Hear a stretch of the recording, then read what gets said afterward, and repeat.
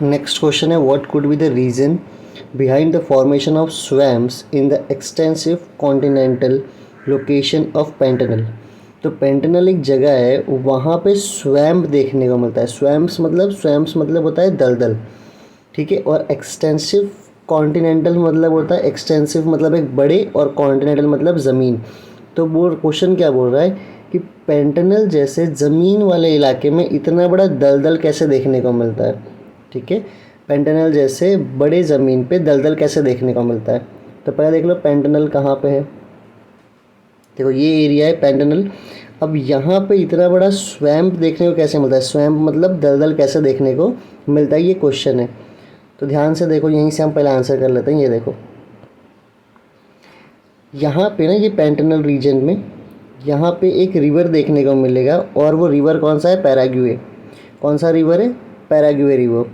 अब ये Paraguay river यहाँ से जब जाता है, अच्छा देखो, उसके पहले कोई भी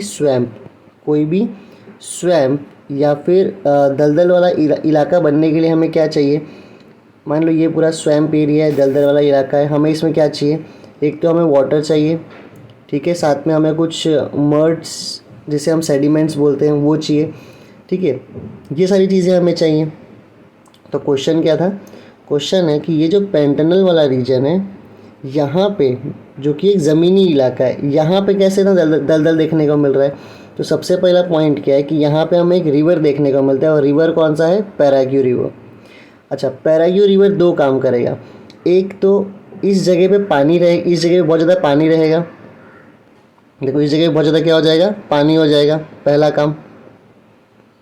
तो पैराग्वे रिवर का पहला काम क्या होगा, यहाँ पे बहुत ज़्यादा पानी होगा। दूसरा, जब ये पैराग्वे रिवर ऐसे बहते हुए आ रहा है, ये अपने साथ क्या लेके आएगा, ये अपने साथ लेके आएगा छोटे छोटे पत्थर, मट्टी, जिसको हम बोलते हैं सेडिमेंट्स। तो वो पत्थर और मट्टी भी कहाँ जमा हो जाएंगे, इस इलाके में जमा हो जाएंगे। और यही दो चीज़ तो हमें चाहिए थी किस चीज़ के लिए, दलदल बनाने के लिए। साथ साथ में यहाँ पे एक और चीज़ अगर ध्यान से देखो, तो यहाँ पे ब्राज़ीलियन हाईलैंड है, और बहुत सारा जो रिवर है ना वो ब्राज़ीलियन हाईलैंड से निकलता है, और वो भी यहाँ से ऐसे पास होता है। तो क्या होता है, ऑलरेडी यहाँ पे पानी है, क्या और पानी ज़मीन सोख पाएगा, अंदर नहीं सोख पाएगा। तो ये पानी ना यहाँ से ऐसे बहेगा, बहने को, ऊपर से बहने को हम कहते हैं रन ऑफ। क्या कहते हैं हम, रन ऑफ। तो ब्राज़ीलियन हाईलैंड का जो पानी है ना, वो इस इलाके से रन ऑफ होता है। रन ऑफ होना मतलब इसके ऊपर से बह जाना। अब क्या होता है, एक तो ये पैराग्वे रिवर, ठीक है, पैराग्वे रिवर के बाद उसके बाद जो सारे मट्टी आए हैं, तो पैराग्वे रिवर, उसके ऊपर से उसके सारे मट्टी यहाँ पे आके जमा होना, और ब्राज़ीलियन हाईलैंड से जो पानी है वो इसके ऊपर से बह के निकल जाना। इन सब की वजह से क्या होता है, यहाँ पे एक दलदल क्रिएट होता है। तो पूछ रहा है पेंटेनल रीजन में ऐसा दलदल क्यों क्रिएट होता है। तो सबसे पहले तो पैराग्वे रिवर जो है वो ऐसे यहाँ से फ्लो होता है, तो यहाँ पे पानी आके जमा होता है। यहाँ पे ब्राज़ीलियन हाईलैंड, ये हाईलैंड से भी पानी ऐसे निकलता है, इसके ऊपर से बहता रहता है, रन ऑफ होता रहता है, इसीलिए यहाँ पे पानी है। तीसरा, ये जो पैराग्वे रिवर है, ये अपने साथ क्या लेके आता है, मट्टी मतलब सेडिमेंट्स लेके आता है, और यहाँ पे जमा हो जाता है। यहाँ पे वो सब क्या होता है, जमा होता है।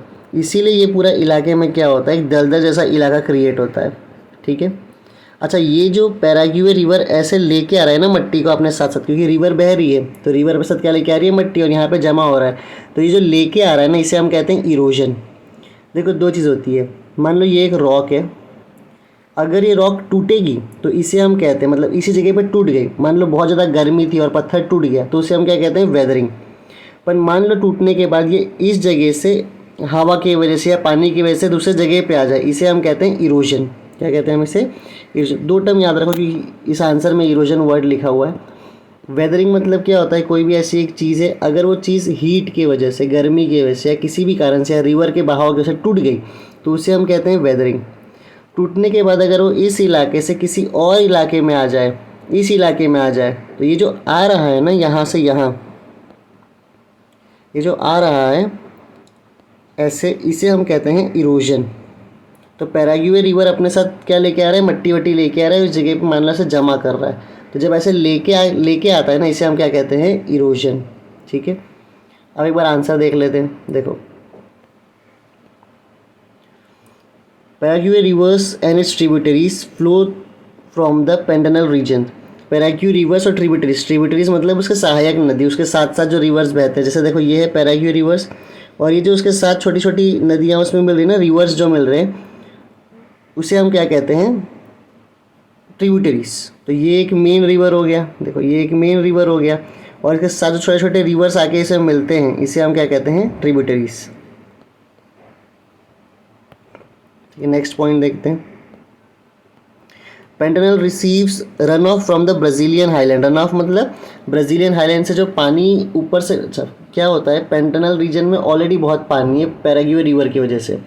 अब ब्राज़ीलियन हाईलैंड से भी पानी उसमें ज़्यादा है क्योंकि वहाँ से रिवर बहुत आता है, तो वो पानी अब ज़मीन सोख नहीं पाता। रन ऑफ मतलब उसके ऊपर से बह के निकल जाना, हम इसकी बात कर चुके हैं। Next point, the sediments brought by the Paraguay rivers and its tributaries get deposits in low lying Pantanal region. Sediments मतलब क्या, मैंने बताया, सेडिमेंट्स मतलब वो छोटे छोटे मट्टी और पत्थर, वो जो पैराग्वे रिवर ला रहा है और उसके ट्रिब्यूटरीज ला रहे हैं, साथ वाले रिवर्स ला रहे हैं, वो कहाँ पे, पेंटेनल के नीचे वाले इलाके में, लो लाइंग मतलब नीचे वाले इलाके में आके जमा हो जाती है। The sediments and the erosions residues, erosion मतलब मैंने बताया था, एक जगह से दूसरी जगह जब सारा मान लो कि पत्थर टूटा, अब वो टूटने के बाद छोटे छोटे पार्टिकल्स एक जगह से दूसरी जगह आ जाए, उसे अपन क्या कहते हैं, इरोजन। तो वो जो सेडिमेंट्स है और ये जो इरोजन हो रहा है, एज वेल एज वाटर, तो सेडिमेंट्स इरोजन वाली चीज़ें और सेडिमेंट्स इरोजन वाली चीज़ें और वाटर सब एक जगह रहती है, भरी हुई रहती है साल भर, इसीलिए वहाँ पे क्या बनता है, स्वैम्प बनता है। तो बड़ा सिंपल आंसर है, बहुत कॉम्प्लेक्स मत करना। देखो ऐसे तो हो गया है टॉपिक, पर एक लास्ट बार रिवाइज कर लो। पूछा था कि पेंटेनल रीजन जो कि एक ज़मीन का इतना बड़ा टुकड़ा है, वहाँ पे कैसे स्वैम्प बन रहा है, तो कुछ भी नहीं है, 3 रीज़न खाली हमें देना है। एक तो है कि यहाँ पे पेंटेनल रिवर ऐसे क्रॉस हो रहा है, जब ये सॉरी पेंटेनल एरिया, रिवर कौन सा है, पैराग्वे रिवर है, तो पैराग्वे रिवर जब यहाँ से क्रॉस हो रहा है, जा रहा है इसके ऊपर से, तो इसमें ऑलरेडी पानी बहुत है। दूसरा, ब्राज़ीलियन हाईलैंड का पानी भी आ रहा है, अब वो क्या पानी ज़मीन सोख पाएगा नहीं, इसके ऊपर से बहता रहता है पानी, रन ऑफ होता रहता है। उसके बाद में जो पैराग्वे रिवर है वो अपने साथ क्या लेके आता है, सेडिमेंट्स, वो भी आके जमा होता है। तो ये जो 3 चीज़ आके जमा हुई है, ये साल भर यहाँ पे जमा होती रहती है, यहाँ पे साल भर जमा होती है, इसीलिए यहाँ पे हमें क्या देखने को मिलता है, यहाँ पे हमें देखने को मिलता है एक स्वैम्प। क्या देखने को मिलता है, एक स्वैम्प्स। ठीक है, बस इतना ही इस आंसर में।